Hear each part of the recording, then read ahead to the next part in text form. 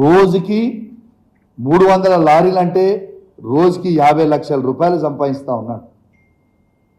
ఇదానే వచ్చిన 6 నెలల్లో మీరు ఇదే ట్రాన్స్పోర్ట్ మినిస్టర్ గారి మీద ఎన్ని అలిగేషన్స్ అండి? 6 నెలలు కాలే. ఒకసారేమో అధికారులకు ఫోన్ చేసి బెదిరిస్తాడు. మీ అందరు లైవ్గా వీడియో విన్నారు.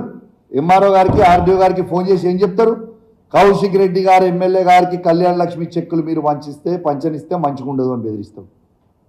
నోటిద్దులా రెడ్ హ్యాండెడ్గా దొరికిపోయింది.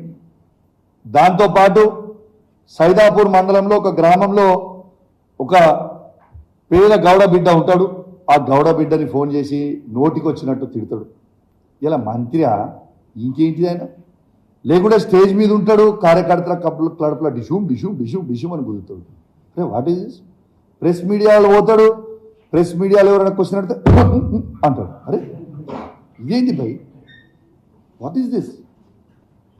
అంటే ఇంత జోకర్ అయిపోయిండు.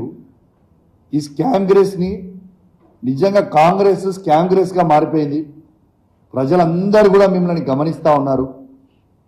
మీ అందరికి కూడా చెప్తా ఉన్నాం, ఖచ్చితంగా మీ అందరికీ కూడా ప్రజలు గమనిస్తూ ఉన్నారు. మీరు రాబోయే రోజుల్లో తీవ్రమైన పరిణామాలు కూడా ఎదుర్కోవాల్సి వస్తుంది.